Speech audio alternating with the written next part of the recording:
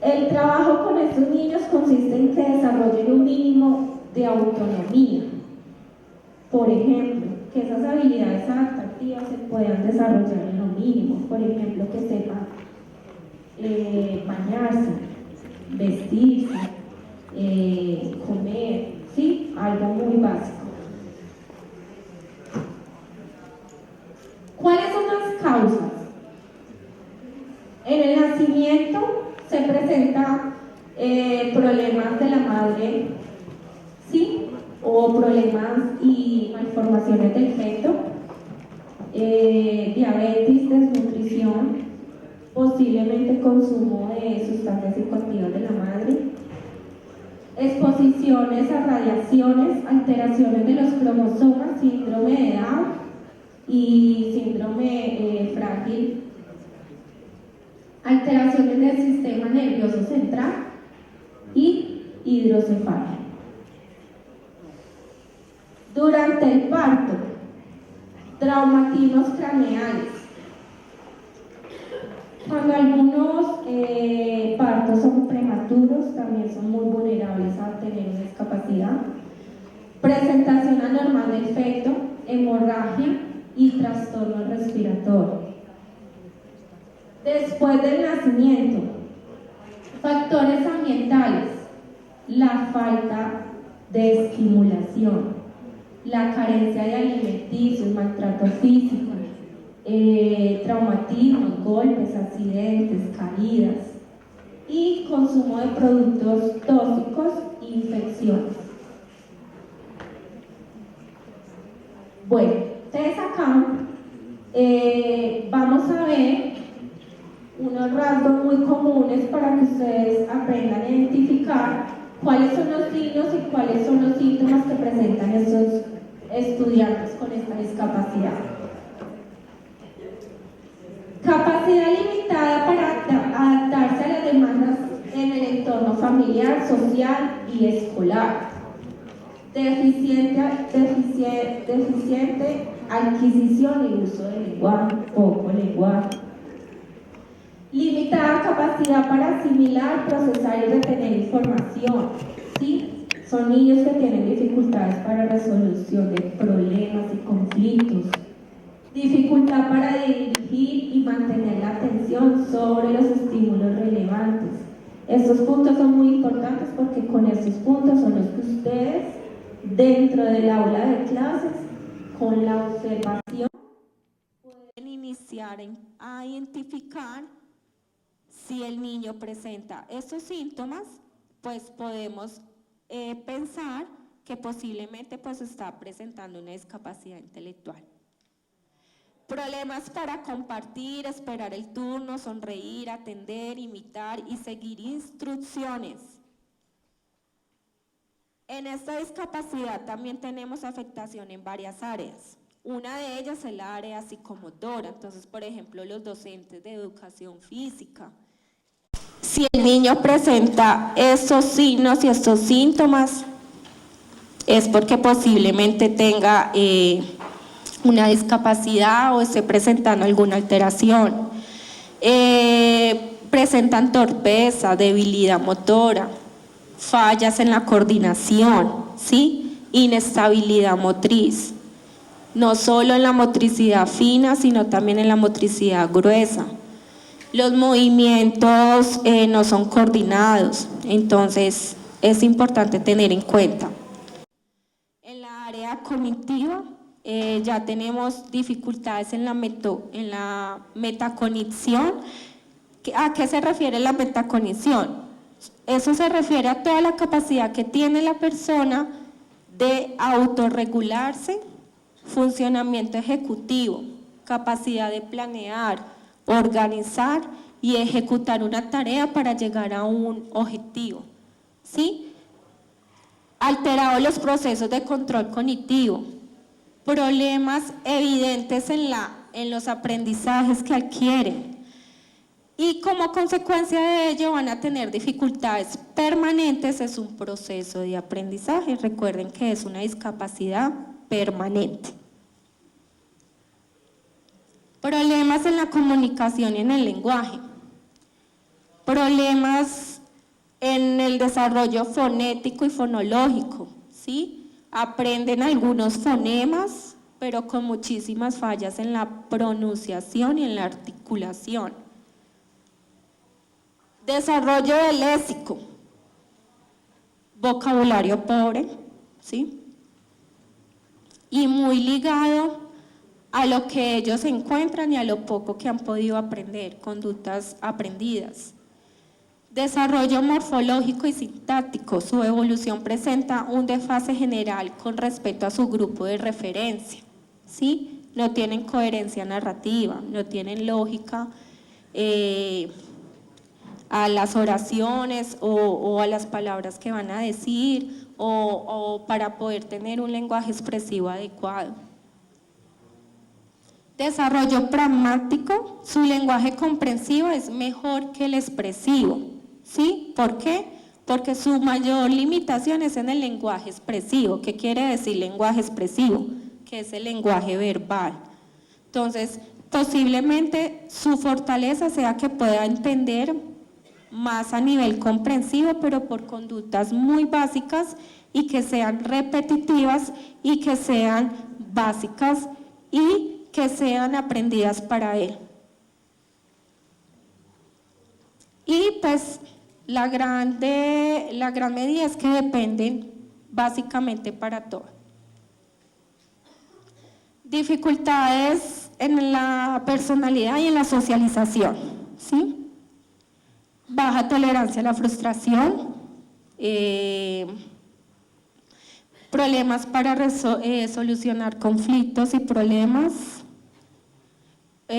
sentimientos de frustración, hiperactividad, vulnerabilidad al estrés, reacciones de ansiedad y pobre concepto de sí mismos, poca capacidad de autocontrol y regulación y problemas de comunicación y autorregulación del comportamiento. Esa es como la área más personal. Bueno, acá vamos a pasar a otra categoría que es el trastorno por déficit de atención, hiperactividad. ¿Por qué el TDAH? Porque es en este momento la mayor incidencia que se está presentando. Ya se convirtió en un problema de salud pública, ¿sí? Entonces, en los colegios, este es el motivo de consulta más frecuente de los padres o de las instituciones educativas. Todos los niños tienen TDAH, ¿sí? Entonces es muy importante que ustedes conozcan y aprendan a identificar cuáles son los signos y los síntomas que posiblemente puede presentar un niño. Incidencia. Se presenta más en los niños de 5 al 7%. Luego se presenta en niñas de un 2 a 4%, ¿sí? Ese es un trastorno que es permanente y que no se cura. Es un proceso de regulación y de control, ¿sí? Pero es una dificultad que no tiene cura. Simplemente la persona tiene que iniciar un proceso de atención para poder aprender a regularse y a llevar y a convivir con este trastorno. Y 3, en los adultos del 30 al 50%. ¿Cuáles son las causas por las cuales se presenta el déficit de atención? Factores genéticos neurobiológicos. Acá pues se dice que hay que es algo genético, ¿sí? Se nace con déficit de atención e hiperactividad. No es que se adquiera mientras vamos desarrollando en el desarrollo, sino que un trastorno de déficit de atención se nace con él, ¿sí? Y pues en los factores genéticos y neurobiológicos es por una sustancia, la serotonina, la dopamina, la noradrenalina. Esas sustancias son las que carece esa persona y son las que producen el déficit de atención. Factores neuroanatómicos. Fallas en el lóbulo prefrontal. ¿Cuál es el lóbulo prefrontal? El de al frente, ¿cierto? Acá tenemos todo lo que es el funcionamiento ejecutivo. ¿Y qué es el funcionamiento ejecutivo? La capacidad de la persona para realizar actividades complejas, actividades que requieren de una planeación, de una organización, de una ejecución para poder llegar a un objetivo y a una meta. Nosotros todos los días nos levantamos y pensamos, yo entro hoy a las 7 tengo una reunión, luego tengo clase de 8 a 12, pero en ciencias naturales tengo que hacer un taller, ¿sí? Y así sucesivamente. Por la tarde tengo una cita médica y en la noche tengo que sentarme a hacer un trabajo de la U.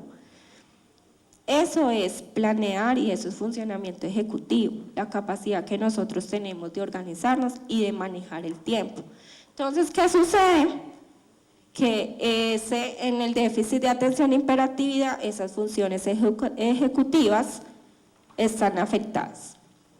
Factores neuroquímicos, igual, son factores de las sustancias que les acabo de decir, pues eso ya es un poco más de la parte clínica de neuro, y factores medioambientales que son todos los contextos, familiar, social, educativo, ¿sí? Que influye mucho, bajos recursos, violencia, problemáticas de comportamiento, todo influye en los factores ambientales. ¿Cómo está clasificado el TDAH? Tiene 3 clasificaciones. La primera es presentación clínica combinada. ¿Qué quiere decir combinada? Ustedes en las instituciones tienen, sí, ese niño tiene un déficit de atención con hiperactividad, pero no saben identificar qué tipo de déficit de atención tiene. No todos son iguales y no todos se comportan y tienen las mismas características. El primero es la presentación clínica combinada, que quiere decir que es un niño que tiene un déficit de atención e hiperactividad impulsiva. No, perdón, ese no es. Es un déficit de atención y con hiperactividad, porque también hay déficit de atención solo, ¿sí? Que predomina solo la atención, no tiene hiperactividad. Solo su dificultad es en la atención y no es hiperactivo, es decir, no es inquieto, no se para del salón, no se sale. Y el 3 es una presentación clínica predominante hiperactiva impulsiva. Entonces ya son todos estos niños que están en la tercera categoría, son los niños que aparte de tener un déficit de atención e hiperactividad, son niños que tienen problemas de comportamiento, ¿sí? Entonces son niños que posiblemente desencadenan otras comorbilidades que son como un trastorno oposicionista desafiante, problemas de conductas, problemas de comportamiento. Entonces así está clasificado. Presenta 3 síntomas muy importantes: falta de atención, hiperactividad, impulsividad. Esos son los 3 síntomas más importantes para identificar un niño con TDAH. ¿Cuáles son los rasgos o los signos? Incapacidad para autorregularse y controlarse. Fallas frecuentemente y significativas en la atención. inquietud motora, fallas para organizar, planear y ejecutar una actividad. A menudo pierde los objetos, o sea, está en el sentado y de un momento a otro va a escribir y no sabe dónde tiene el lápiz, no sabe si fue que si lo llevó o lo dejó en la casa. Entonces, pues como esa capacidad de planeación no, nula. Se distrae fácilmente con todos los estímulos externos. Entonces es el niño que está sentado y tú estás explicando la clase, pero es el niño que está mirando para el techo o que simplemente está haciendo muñequitos en el cuaderno de los que a él más le gustan, o se está parando de la silla y vuelve y se sienta, o se sale del salón, ¿sí? O habla frecuentemente que nadie es capaz de decirle ya, quieto, ya, vamos a hacer silencio. Tienen una falla muy significativa en el seguimiento de las normas y las instrucciones. Y por ende, eso les afecta mucho la capacidad de comprensión. Entonces, son niños que ustedes frecuentemente tienen que estarle repitiendo y repitiendo una instrucción. Y tú le dices la instrucción y el niño es, Pepito, ¿entendiste lo que vas a hacer? Ah, sí. Repíteme lo que te acabé de decir. Ah, no, se me olvidó. ¿Cierto? Entonces ellos tienen muchísimas dificultades en seguir instrucciones, ¿sí? Y por ende se le afecta mucho la capacidad de comprensión. Son muy desorganizados. Ustedes son niños que no tienen capacidad del manejo del espacio y la ubicación también.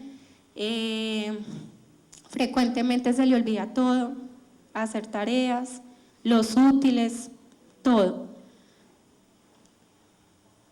Signos de hiperactividad: inquietud motora, movimiento de manos, pies, postura fluctuante, o sea, son niños que son los que están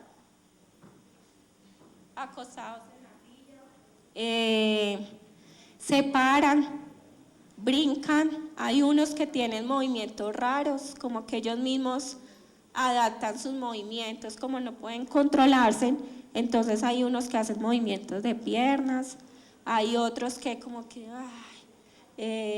entonces son muy inquietos. Abandonan la silla, se salen frecuentemente del salón. Dificultades para mantener su atención y terminar una actividad. Entonces son niños que inician la actividad muy motivados, pero a los 5 minutos usted ya lo ve por ahí atrás. Vuelve y lo sienta, y a los otros 5 minutos vuelve y se para, o hace otra cosa diferente, ¿sí? Entonces esa falla de permanecer y mantener su atención sostenida y focalizada en la actividad.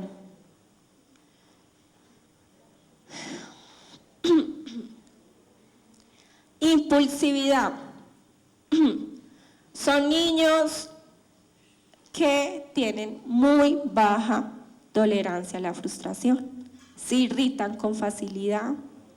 Son niños que posiblemente desarrollan trastornos oposicionistas desafiantes, entonces se vuelven un poco altaneros, un poco groseros. Tú le puedes dar la instrucción 10 veces y no te la hace. Y simplemente te dice, no lo quiero hacer, o no lo hago. Voy a decirle a su mamá que usted no quiere trabajar, dígale. ¿Sí? Entonces, cuando un niño está en este campo, es un niño que requiere muchísimo y que hay que correrle mucho, porque son niños que pueden desencadenar otros trastornos mucho más profundos que pueden llevarlo a ser una persona disocial. Entonces, es muy importante tener en cuenta esto.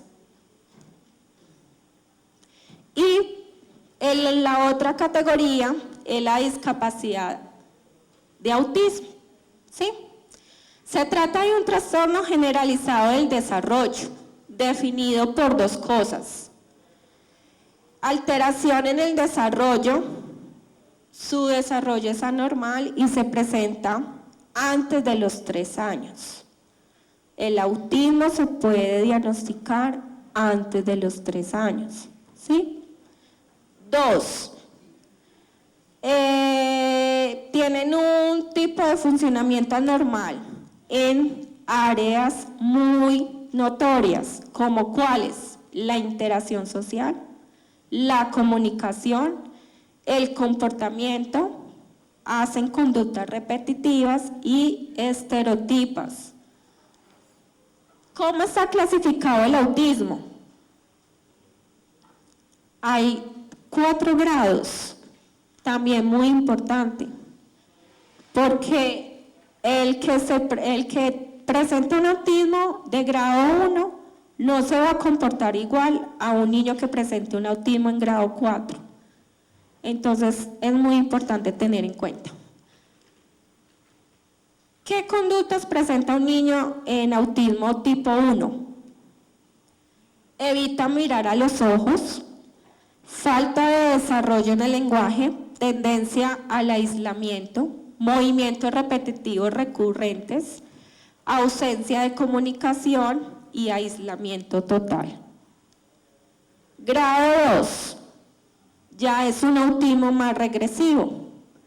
Pérdida y evitación del contacto ocular, pérdida del lenguaje, pérdida del juego y la interacción social, pérdida de la comunicación, aislamiento progresivo y conductas repetitivas, que quieren decir que son niños con rutinas y que cuando se les quita esas rutinas, estallan. Grado 3, autismo de alto funcionamiento. Eso ya es un poco más manejable y que posiblemente el grado 3 y el grado 4 son los que nosotros en las instituciones educativas manejamos con más frecuencia. ¿Por qué? Porque los niños con un autismo del grado 1 y grado 2 son niños que requieren una atención especializada, ¿sí?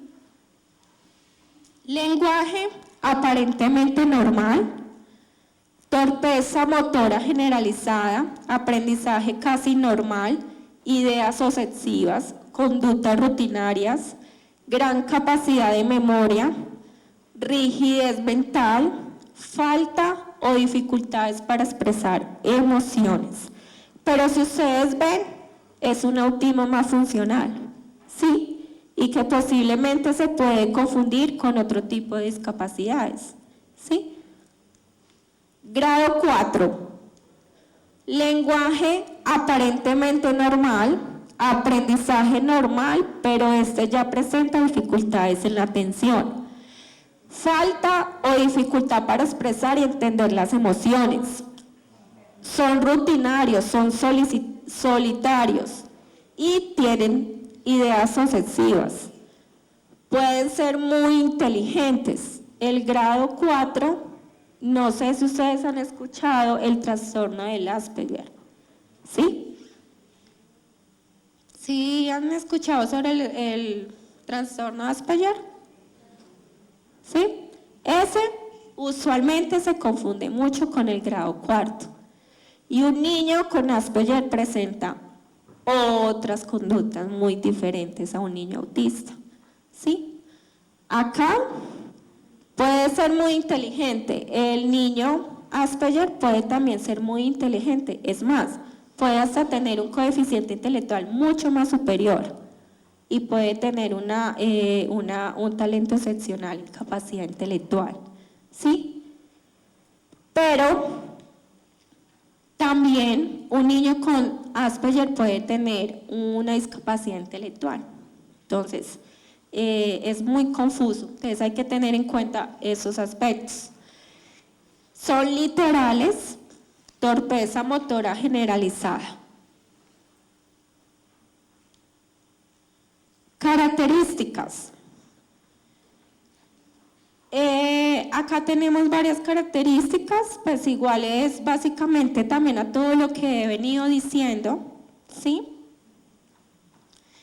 No señala objetos, pierde el interés por todo, dificultad para relacionarse con los demás, para entablar una conversación, para entablar un juego con otros niños, es muy solitario, repite acciones una y otra vez, ¿cierto? Son niños que son muy rutinarios, niños que tienden a clasificar y a organizar por colores, formas, tamaños, ¿sí? Y cuando se les cambia la rutina, entonces es un niño que sabe que se levanta a tal hora y si el día no se levanta a esa hora, para ellos es fatal. Entonces es como un niño que tiene a cada momento, sabe que se levanta a las 7 se levanta, sabe que se sienta a almorzar a las 12 se debe sentar a almorzar. Y cuando se cambian esas rutinas, desencadenan ya problemas comportamentales.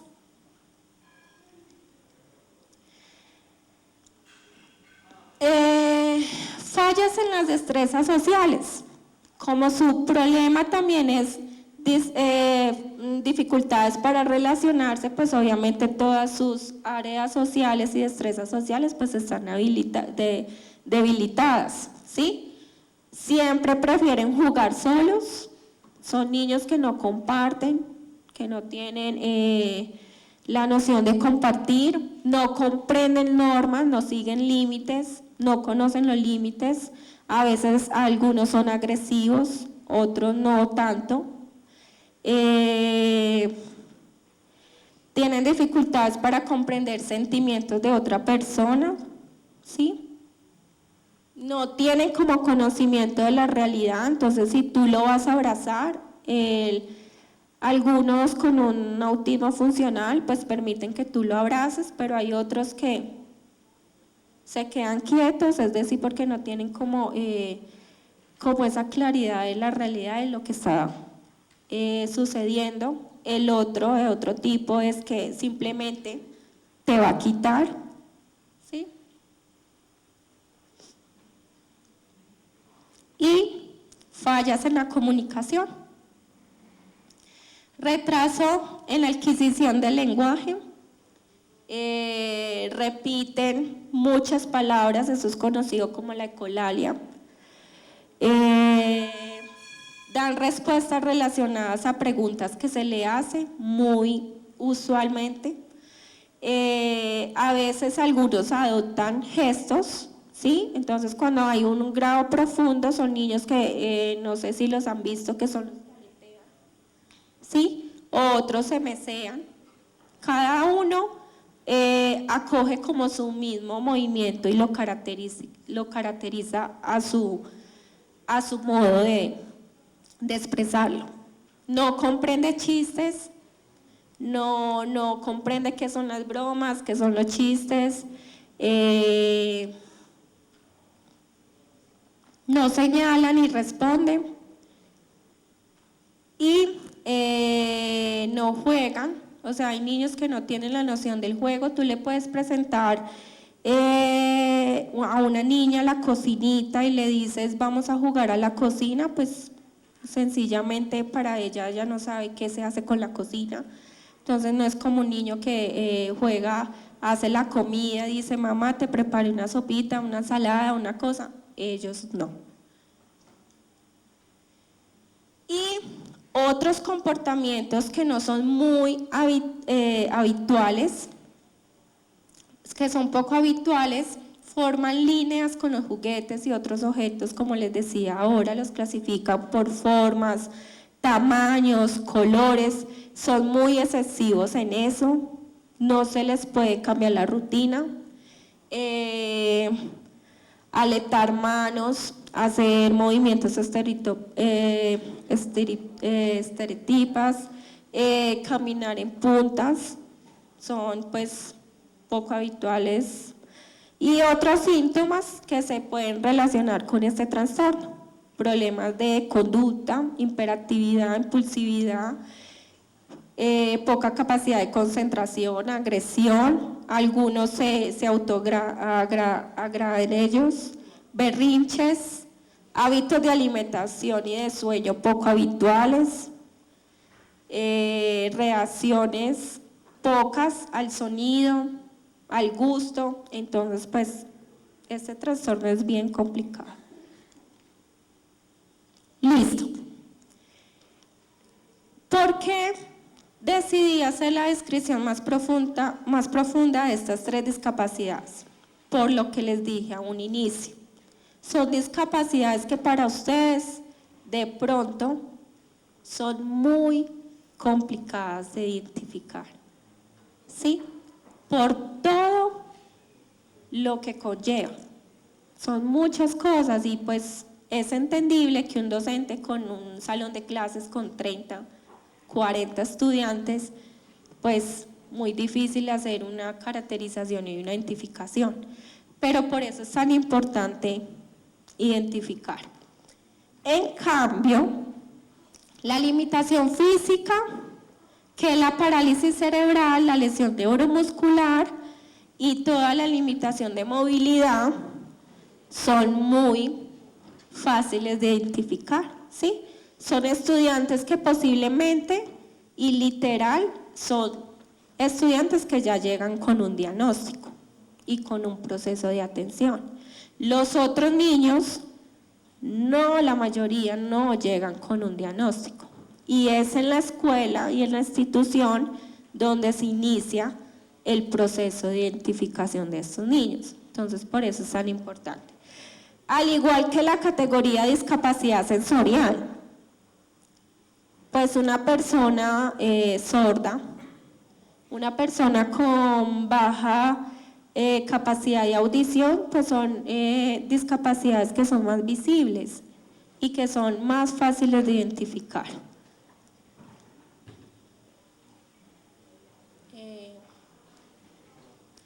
Ustedes se preguntarán, ¿me dices la hora, por favor? Ok. ¿Qué hacer cuando nosotros identificamos en el aula de clases un niño con estas características? 1. Buscar el acompañamiento si en su institución cuentan con profesional de apoyo o con orientadora. Es muy importante buscar la ayuda de ellos, ¿sí? Darle a conocer lo que se identificó sobre el caso específico. ¿Por qué el caso específico? Porque cada niño presenta sus características de una forma muy diferente, ¿sí? A pesar de que cumpla con unos criterios. ¿Qué se hace con eso? Se activa la ruta de atención integral para la convivencia escolar, ¿sí? Entonces, ¿qué pasa en esa ruta? Se hace un proceso de prevención, promoción, atención y seguimiento. Entonces, ahí es donde se inicia todo el proceso. Se llama a los padres, el docente comunica lo que identificó. Por eso es tan importante el rol de ustedes como docentes en el aula de clase y en una identificación de esto. Se le da a conocer el caso al padre. Con el padre es otro proceso muy diferente porque hay que hacer un proceso de aceptación, un proceso de información, para que ese padre se haga consciente de que su hijo realmente presenta una discapacidad y que merece y que requiere de una atención específica. Hay muchos padres que lo niegan, entonces el proceso se queda ahí. O la otra problemática que se vive es que se inicia la ruta de atención, pero llega la EPS y se estanca, ¿sí? ¿Por qué? Porque pues es demasiado difícil adquirir a un servicio especializado como el de nosotros para una atención como esta. Entonces, desafortunadamente, pero pues el proceso hay que hacerlo, hay que hacerlo. ¿Por qué? Uno, es beneficioso para el alumno, porque imagínate que es un alumno que viene siendo promovido y promovido con las mismas dificultades y llega a bachillerato y ahí mismo surge la problemática de que los docentes de bachillerato dicen, no, en esos comités los escucho, no, esos docentes de primaria no les enseñaron a leer ni a escribir, ni a sumar, ni a restar, ni nada, ¿cierto? Pero el docente de bachillerato tampoco puede culpar al docente de primaria, ¿cierto? Entonces la invitación es que a que ustedes se toquen un poquito el corazón y iniciemos. No es complicado, una observación clínica, ¿sí? Muchos síntomas y muchos signos se presentan muy evidentes, a pesar de que sean discapacidades y trastornos de difícil identificación. Para que no lleguemos a eso, entre más temprano se identifique, más beneficioso para el estudiante y también para ustedes. No pensemos que eso es una carga, que es que si yo lo reporto, me va a tocar hacer adecuación curricular. No, qué pereza eso. Y si yo lo dejo que pierda el año, en enero me toca trabajar más porque me toca hacer el proceso de recuperación, ¿cierto?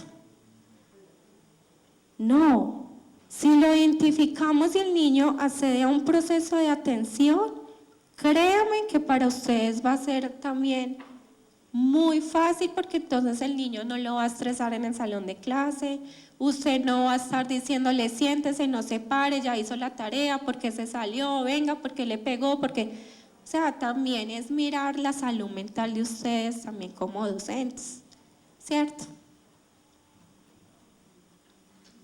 Y después de que se haga todo ese proceso, pues obviamente hay que seguir un acompañamiento, porque usted es directamente el que está compartiendo el día a día con el estudiante.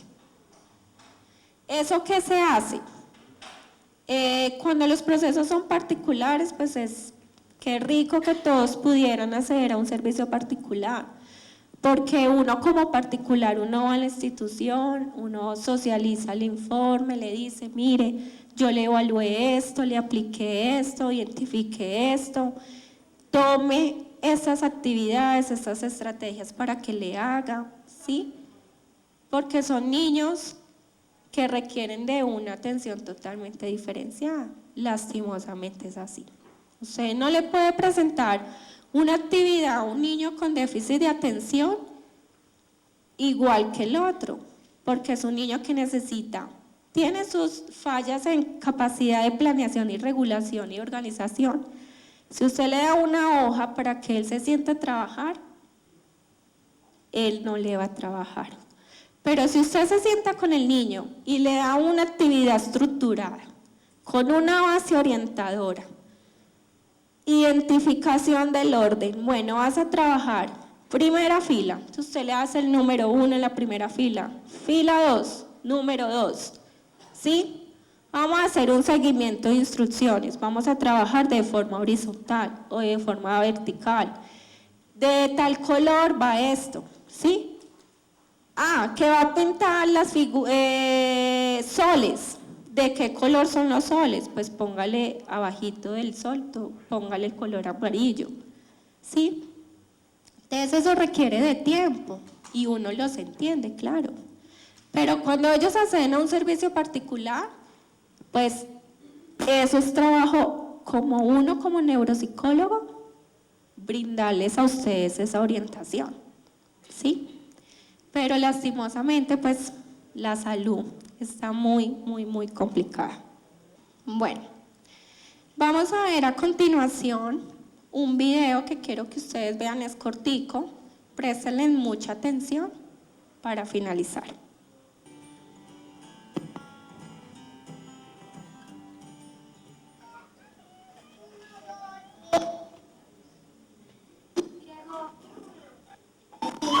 One more, and you can play with a puzzle.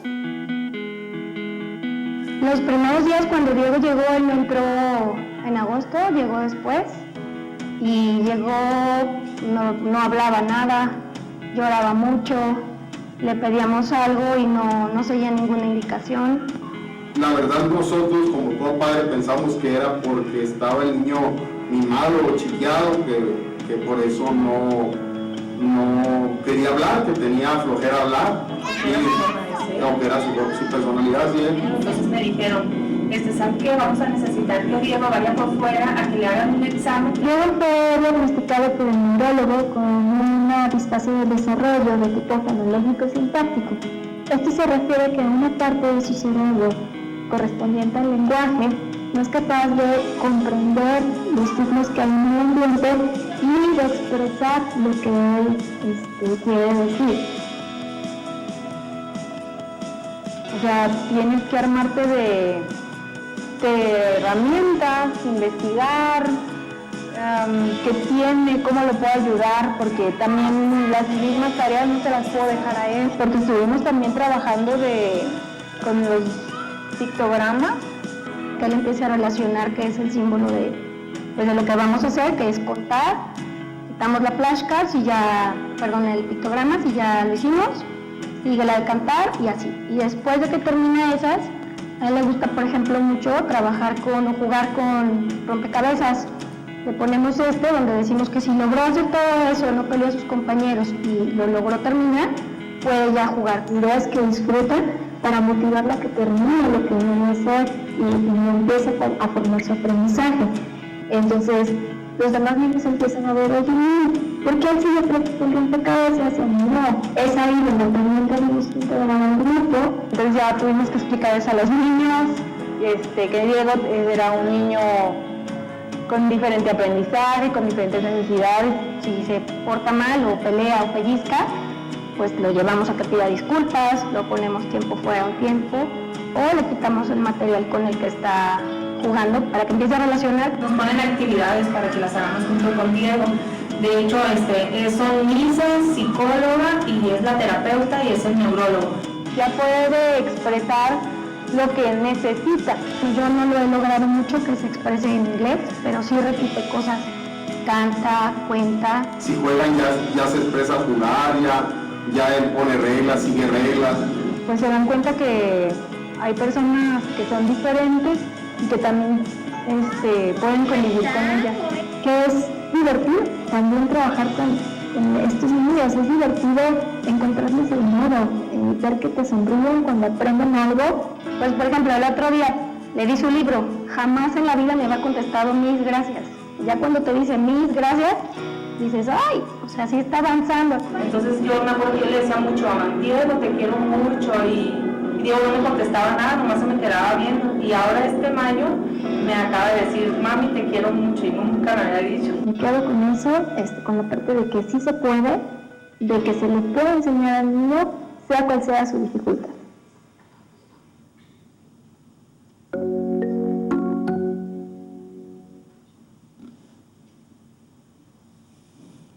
Bueno, y para finalizar, entonces, como reflexión, sí se puede, mire que las docentes mismas lo dicen, sí se puede. Ayúdame a comprender mi entorno, organiza mi mundo y fácilmente que anticipe lo que va a suceder. Dame orden, estructura y no caos. ¿Listo? Muchas gracias.